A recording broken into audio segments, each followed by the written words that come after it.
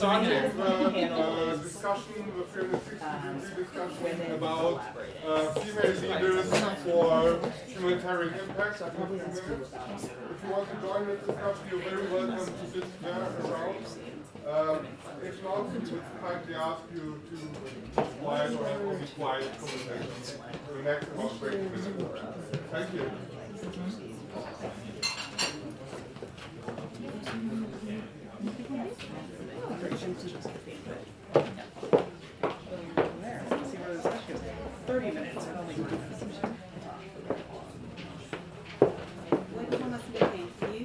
That's what I was asking Kimberly. Where is this meeting to? Live on the internet. Where are we looking? Yeah. I just, as if you're having a conversation. I'm not sure. Yeah, Ruma is sitting there. Yeah. The panel. The panel, okay, of course. The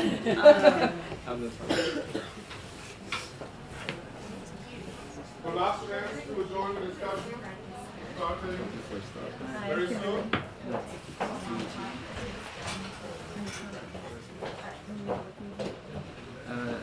I'm the founder of my own nonprofit. In which sector are you?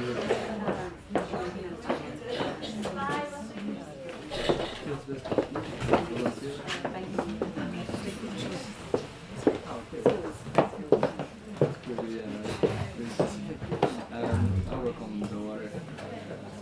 Try to raise awareness about the water crisis.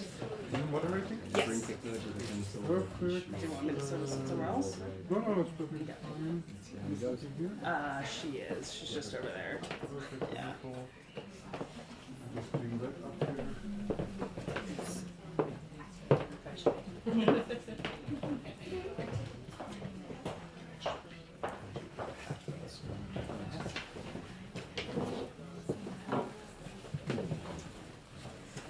Start recording.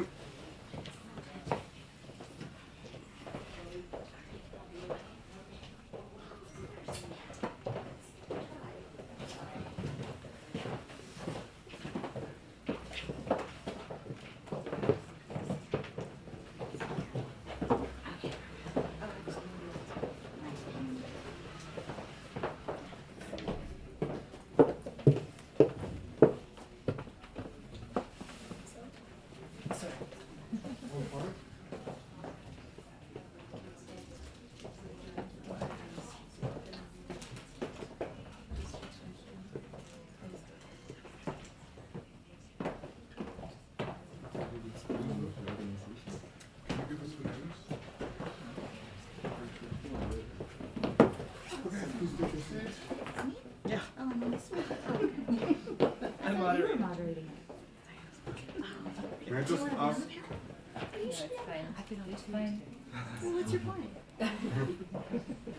May I just ask you very quickly just to say basically each of you your name or one sentence so that I can just do a quick audio test? Yep. One at a time. Diana Walker, CEO of Walker Impact Strategies. Is that okay? Cheryl Hicks, Executive Director of the Toilet Board Coalition. Charlotte Lindsey, Director of the International Committee of the Red Cross. Ruma, Boze, advisor to the Soros Economic Development. Perfect. Wonderful. Move this one a little bit closer here.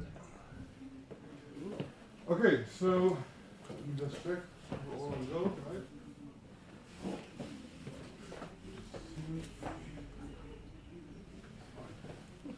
Perfect. So, thanks for coming. We're recording today in 360-degree 3D, so people who are watching this also with VR glasses have a full 3D immersional kind of experience of this discussion, and maybe there's something like your fifth chair here, so make sure that you also sometimes look at them. All the audience is also recorded, so just be aware of that. It will be all live broadcasted and then also in the recording. I just make a last clap so to synchronize the audio with the video, and then whenever you are ready we can start. Okay? Great. That's good. Excellent. Well, thank you everybody for joining us. Thank you to the panelists. So today's theme for our discussion is women leaders from the humanitarian and private sectors collaborating for greater humanitarian impact, discussion around that. I'm excited that we have a variety of voices here of those who've worked more in the private sector, with investors, and humanitarian, in the field, at different levels of humanitarian impact. So I think we'll start with introducing each of the panelists, so I'll let you go ahead. Sure. Hi. I'm Cheryl Hicks. I'm the Executive Director of the Toilet Board Coalition. And the Toilet Board Coalition is a public-private partnership founded by businesses to invest in the sanitation sector. And so, from our perspective in terms of women collaborating, I can tell you that 3 out of 4 of our founders are women.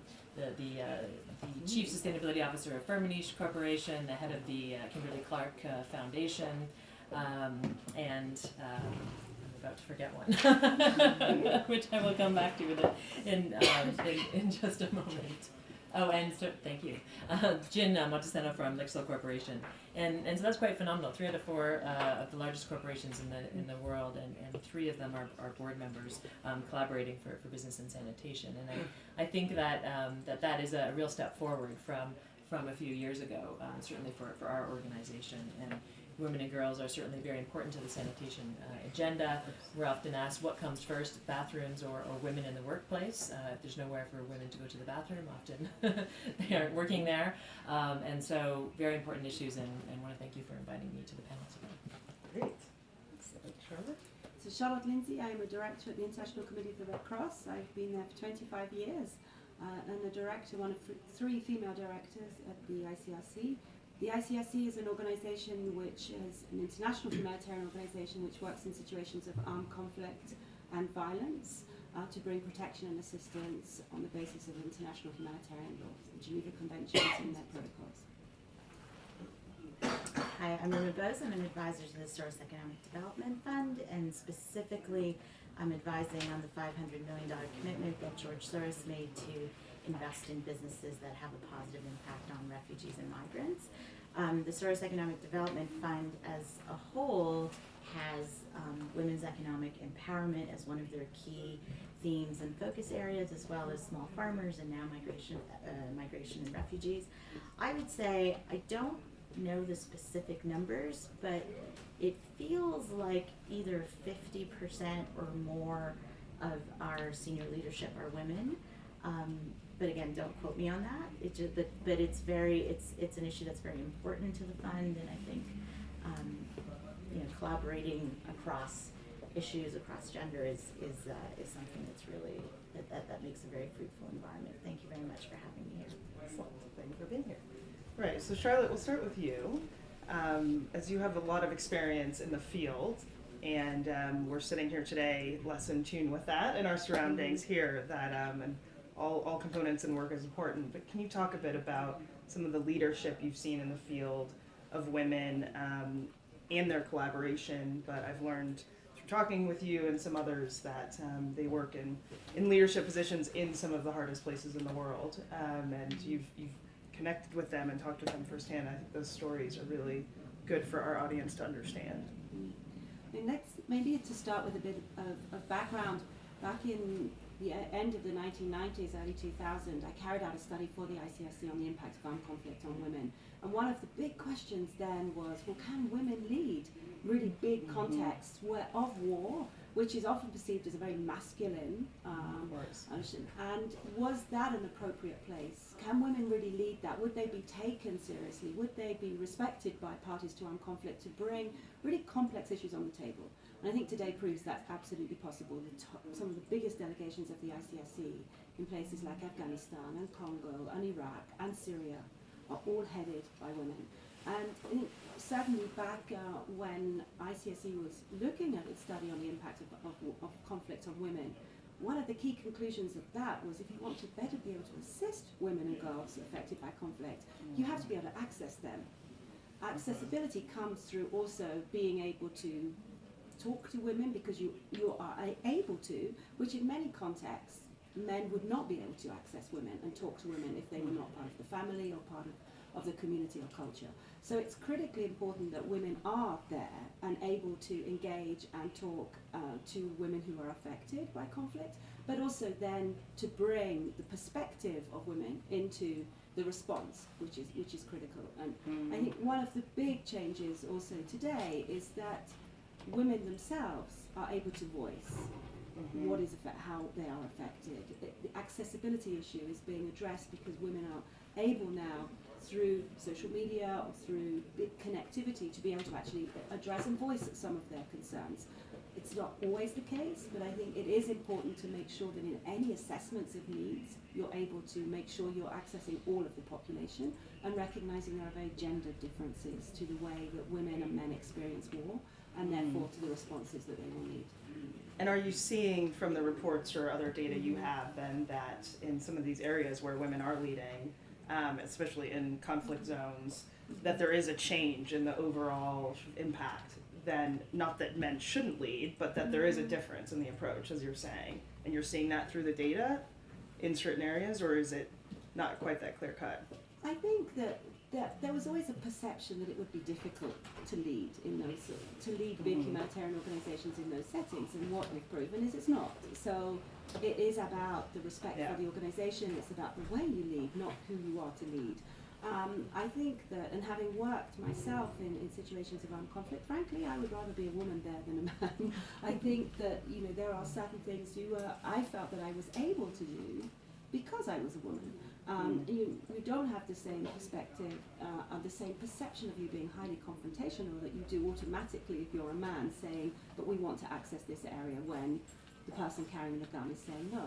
So there are certain things, I think, that you can have a very different style of leadership, and you can have a different way of trying to engage and access. But I think the barrier just of being a woman to be able to lead in such situations, that has gone. And I think that what we have learnt as an organisation over the last 20 years is that being a woman isn't a barrier to be able to lead in those situations of conflict, or to lead the organisation in terms of director roles. Yeah, interesting. So carrying on with that, Ruma, you have worked in conflict zones for quite a while now, specifically on the refugee crisis. Can you sort of follow up with what Charlotte said in terms of anything you've seen on women leaders within refugee camps, or taking on different tools, or entrepreneurship within those that are displaced, and how they're helping? Absolutely, and one area I'd like to thank you for sharing what you did, because I think intuitively as women we have empathy, we have compassion, we can relate to one another, we understand each other's needs, we're more intuitive, and we feel safe around each other. But I do want to I want to take one step back, because a lot of the work that I've been doing is really trying to leverage the private sector and what role the private sector can play within this humanitarian crisis. And what I've noticed is within the private sector, those people internally at these corporations, at these investment funds, who are starting to look at what role they can play, are typically, I would say 90% of the time, women. It's either a woman championing the idea to their senior leadership, it's a woman who's really taking the lead, it's a woman who wants to go into the field and see firsthand, and it's really, it's compelling, it's to see this, and I think we help each other, and I think that we need to engage more men in the work as well, and I think we have to learn how to work together on this. But I would say that as women leaders, we tend to care about these issues as a collective, and talk about this more than with my male counterparts. But I can only talk for myself. But it's been really it's been great to see. It's been great to see leadership out there that's looking at this. So Cheryl, then. Perfect segue into your background in the private sector, and also coming from the finance industry. And you've mentioned private sector entities that now are sitting on your board leading your organization. So can you talk a little bit more about what Ruma's just talked about in terms of, in Charlotte, in terms of one, women understanding women? That is really important, as you said. Perhaps men don't think about that women also need a restroom in the workplace, as much as a woman might think about that first. But also just what you've seen in your experiences in the private sector. Sure. You know, I came to the Toilet Board Coalition from some of those women that I mentioned from our board, and you know, one of them was investing in their supply chain. So, large corporation investing in their supply chain, and they started a fund within a large corporation to invest in the supply chain. And they were investing in companies that had an element of sustainable supply for their supply chains, and they needed to invest to increase that supply. And as a woman leading this, and I think we talked about this before the panel, she had a strict criteria that they had to be women entrepreneurs as well. And that kind of endorsement and that kind of legitimacy from, you know, women in power and women leading, you know, to women to join. They in this area, which happened to be in luxury, and this was around clean gold in Peru. And the spur of entrepreneurship that brought out was quite amazing. So I think, you know, through criteria, like what are the mechanisms that we have to enforce this equity throughout the workplace, throughout the private sector is really powerful and shouldn't be understated. I'd like to also, in terms of examples of the private sector, talk about entrepreneurship because the Toilet Board Coalition began as an accelerator program for sanitation entrepreneurs, and I'd like to talk about one inspiring entrepreneur from a toilet company in India called Svada. And Gire Sahi is probably one of the most sought-after entrepreneurs. When people learn about what we're doing, they always want to talk to Garima and talk to the women entrepreneurs. And to that point about sanitation, where you know, equity is so important, safety is so important. Many of the reasons why women are scared to use the toilets at night in India is because of the safety issues. And so, you know, a woman leading an organization to then provide a service to those women is really important. And I think that her also speaking out that women can be entrepreneurs and women have something different to contribute has also spurred a wave of entrepreneurship amongst women in this sector, which also, as you were saying, you know, hasn't been a sector of waste management, sanitation hasn't been a sector where women have been prevalent. So that's really encouraging. That's great. I'd love to add something to that because I think you bring up a really good point around role models, and I think that especially in these conflict zones and these refugee camps, for young girls and young women to see women in leadership positions, I think it gives you a sense of hope. It gives them an aspiration. It lets them see a model of what's possible, whereas many of these women and children are coming from cultures where they don't necessarily see that on a daily basis. So I think the idea of demonstrating and showing role models is really important in these environments. Yeah, and I think you bring up a good point because this isn't only about women, right? We will never we're all humans, and men play also an important role in this and in gender parity and ensuring there's a gender lens in work. And so leading into that, you know, this may be that there's been an opportunity to open up more roles for women to be mentors or leaders, but that may have actually come from also a male leader who thought that was important. So maybe a Justin curious... Trudeau here at yes. the World Economic Forum declared he was a woman, I believe, 1 year. Yeah. Well, and you know, George Soros is obviously a man, and the head of ICRC is a man, and so be curious from all the panelists, you know, where you see some great examples of that and helping to provide that empowerment for women in order to get to those roles, whether it's a mentorship role, leadership role, in the work that you have, whether in the field or, you know, at some other level. I can maybe start if you allow me, because I'm quite taken by Prime Minister Modi, who opened the sessions yesterday, and of course India is an important market for our work in sanitation and business. And I can talk about one thing that we thought was really striking. Modi has done a lot of things in his administration for sanitation, and the Swachh Bharat Clean India program is one of them. But the other one was around housing. So we learned recently that in his Housing for All initiative to ensure that all families by 2020 have housing. So it's ambitious already. But part of that is that those houses should be owned by women. So he has understood that no one left behind means that women need ownership in society in order to start to unlock some of the great aspirations and innovations of women in the country. So I think that is an inspiring example from a global leader really empowering women through the economy, through ownership. So I think that's very inspiring.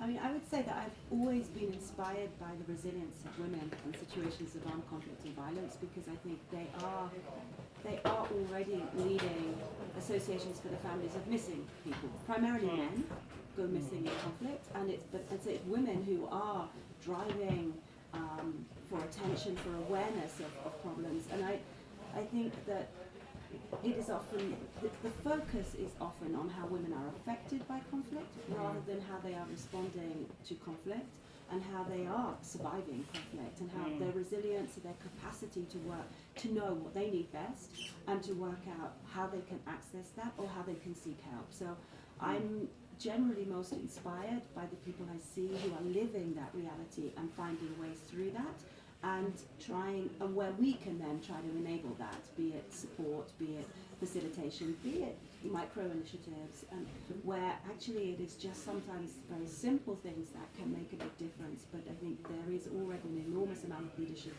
in highly insecure environments by women. It's very difficult, but I think they are already doing an enormous amount, and it's just that it's often not recognized because the focus is on the way that war is waged rather than how people survive it. And just building on that, like, I personally think that empowerment is gender neutral. I think it really is about giving women access to education, to opportunities, to networks, to whatever they need in that moment in order to get ahead. But role models is really what can change. And I keep bringing it back to this point because if I give you a personal example, when I was a little girl, I'm Canadian, and when one of our prime ministers was being sworn in, he had a very beautiful wife. And I remember looking at my father and saying, wow, I was 7 years old, and I said, I want to be like her when I grow up. And my father got very upset with me and said, why are you aspiring to be somebody's wife? You should aspire to be the prime minister. But at that time, there were no women in politics, there were no women in senior levels of government. And I was like, well, how can a woman be a politician? It doesn't exist. You have to be someone's wife. And then a few months later, we had our first female governor general in Canada. And I remember watching her swearing in ceremony and going, wow, I want to be just like her. And that, this is 40 years later, and I still have that image in my head that a woman can be anyone she chooses to be. And I keep this first Governor General, Jean Sauvé's story in my head as an inspiration and a role model that whatever it is I can set my mind to, I can do. But it was really my father who first put that idea in my head that I can be anyone I want. And I think, taking that into other environments, just examples of women, like whether it's in pop culture, in movies, in education, in any area, like we need to be more visible. We need to help each other. We need to show that we can be anyone we want. I think I relate to that. I'm Canadian as well, and probably grew up in about the same era, so I fully relate to your stories. But I think just picking up on role models, we also don't know what we're missing until we know, essentially. And I think the communication and transparency that has emerged in the last few years, and especially this year, around violence against women, has really been important, because if you look at the equal pay, issue, that is something that, if you're a woman in the workplace and you don't know what other people are getting paid, how do you know that you're missing out? And so, they say that communication and transparency is the only thing that will kill corruption. And I think it's the same, in terms of women empowerment and leadership. And so I think it's really encouraging. I think this is the women's decade, and I think it's fantastic. And it's what you said, it's about equity, though. Women and men working together, and all genders working together is really putting us on the right track. So I think we have every reason to be optimistic. Good. Well, I like that collaboration tone, given the theme. So I was going to ask about the future then, and all three of you forecasting to the future, but also, my favorite question, which is always what keeps you awake at night, and ideally sort of related to our theme of women leadership in very difficult environments and conflict zones, and those working in humanitarian issues, but also those who are the role models and, sort of some fairly influential women. I mean, what is it that you see is maybe coming about in the next few years? Maybe I can start on this. What keeps me awake at night, I think, is that women in these highly insecure environments may miss out on digital and connectivity, and therefore the voice won't be heard because it is less accessible, and that will become more and more what organizations may choose to rely on as the basis of what they will choose their response or their reading of the situation. And so if we're not able to disaggregate statistics about who can access and make sure that we ensure that physical proximity will be as important as digital proximity for those who don't have access, and that might be women in highly insecure environments. And so we have to make sure that our response, our reading of the environment is based on facts and is based on ensuring that we get access to all those who may not be accessible, who or may choose not to be accessible through platforms of others. And therefore, to have the best response, we need to ensure that we can access those, and that will be physical and digital. And how are you gaining those facts and accessing them? What have you found ICRC's doing that's really effective?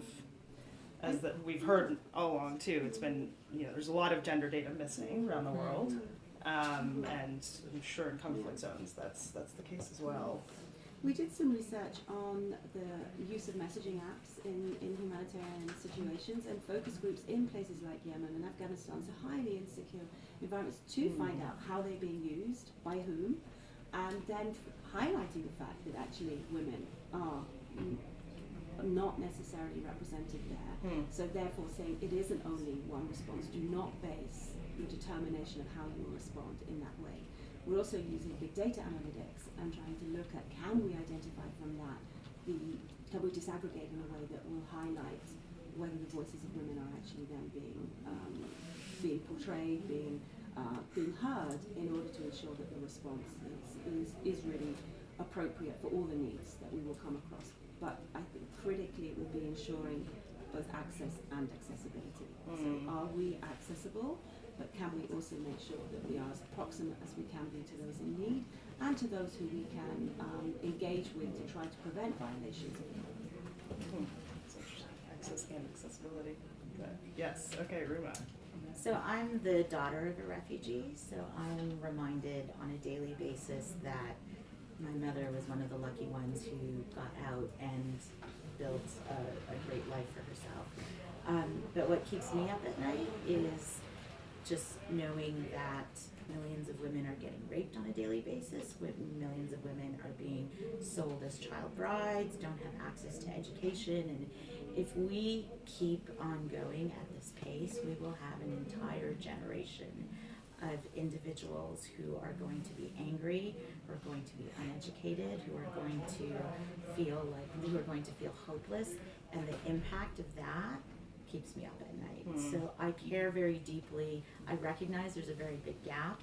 It's not a solution that one sector or one organization can solve, but I think it's a really important conversation to have. I think it's important for us to be out there having these conversations, to talk to individuals, organizations across sectors, and really try to leverage the private sector, try to leverage capital markets to understand how can we bring money, attention, awareness to these very, very important issues. Yeah, because ultimately those affect the community as well, right? And they take us down a path of perhaps negative behavior change when we're trying to move forward positively, which then does hurt markets and other opportunities for the private sector. So it is all, not to mention just important for the individuals and the women first and foremost and their safety. Yeah. It's a really good point. And Cheryl? Yes. So I guess my statement about the future is that a future where women can truly be women. And I think we're in societies, not all, but many of them that have been shaped by men. And women in leadership roles have often been filling the shoes of men. And in my view, we haven't fully unleashed the innovation that we could, if women were creating the jobs of the future in the first place, and where the equity starts to play out, and we see a world where those views, are starting from a very different place. So I have a lot of excitement for the future, especially in the wave that we're in right now of equity that we're seeing around. There's still lots to be done, but if we can get to that point where women can truly be women, and we can truly see the innovation that they can unleash in a different type of society, I'm looking forward to that. I like that. Well, I'd like to end on a very optimistic note. Thank you, panelists, for joining us. Thank you. Great. Good. you. I was supposed to take questions from the audience. Do you want to do that, Elizabeth? No, Have you but done- we can, definitely. Yes. Okay, just a second. Ah.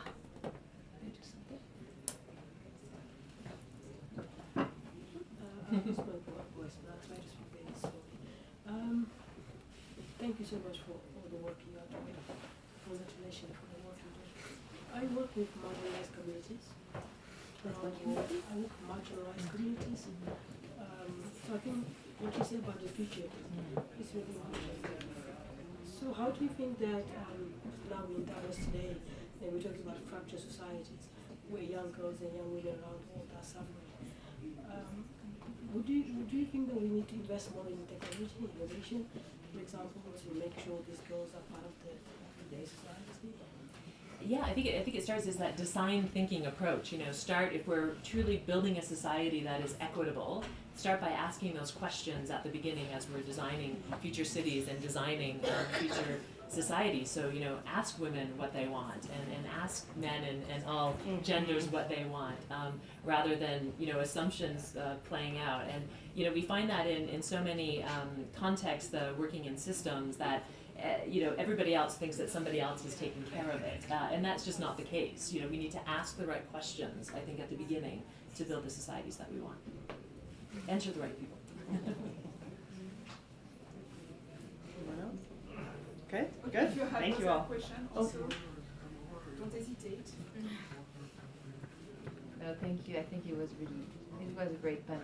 And women only. We're really glad you came around this table. Thank you so much. Not a manel. Good. Thank you. Well done, Thank you. everyone. Excellent. Thank you. Thank you. Yeah, thank you guys. We're such a natural. I never do this stuff, so. I hope it was okay, but you were great. To be a university. Yeah. I think we shouldn't worry too much. Actually, I'm quite worried. It's about sharing differently. I agree that there's lots of work to be done in terms of rich, but I think some women are surfing on the wave and pushing and kind of criticizing. How many thousands of years we have biological resource and data, all information. Yeah, it's true, but in some situations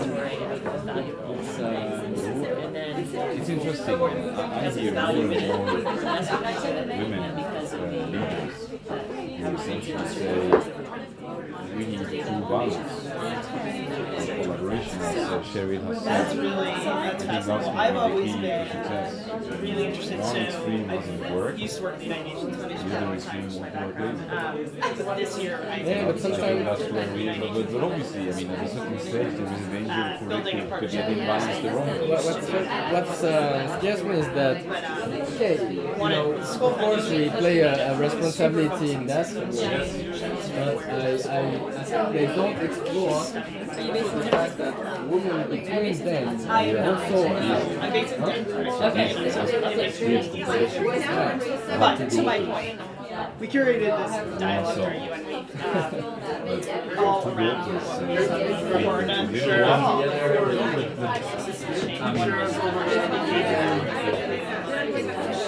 The other I always think about it from a clear behavior change and it is so much harder to behavior change. There are things like stigmas of HIV, it's just so it seems so obvious to us that why don't you just Also putting toilets in every village that is Bon, ceci étant dit, tu sais, ici, on n'a pas très problématique, mais je sais pas comment ça a été pour toi à l'école. Moi, ça n'a pas été facile non plus, parce que il suffit que tu sois un peu différent. So what is the focus je paye la note, hein. when you guys je parlais pas français quand je suis arrivé à Genève. J'ai débarqué en pas un mot. Et je me rappelle, non, ça me franchement,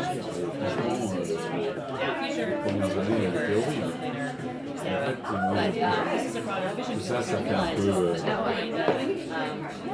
psychanalyse, mais je pense en fait que mon amour des relations internationales est dans la mesure où tous les gens qui étaient en gros mes alliés, c'était les autres personnes non francophones, donc les étrangers. Et je trouvais que ce qui nous séparait, c'est-à-dire les différences culturelles, c'était positif, parce qu'en gros, ça nous permettait de se fighter ensemble contre la majorité oppressive. C'est là où je cherchais d'abord à travailler les coalitions. Pareil, parce que les autres, ils ne faisaient qu'une chose, c'était nous autres aussi. Donc si on arrivait à tenir ensemble pour faire des alliances, certains étaient intéressés, d'autres pas. Mais ça irait, tu vois, ça ouvrait des opportunités. Là, vous travaillez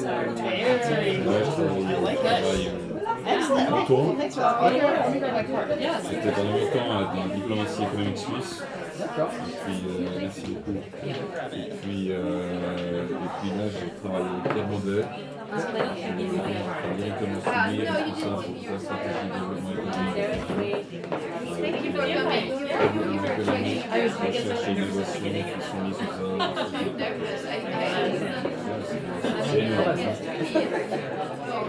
Ça, c'est... Ouais, ça relie la partie académique. Ouais. Question. Est-ce que vous connaissez Nicolas Laure? C'est un ami à moi qui bosse sur la Vous êtes dans un truc similaire ou... Moi, je fais partie des ONG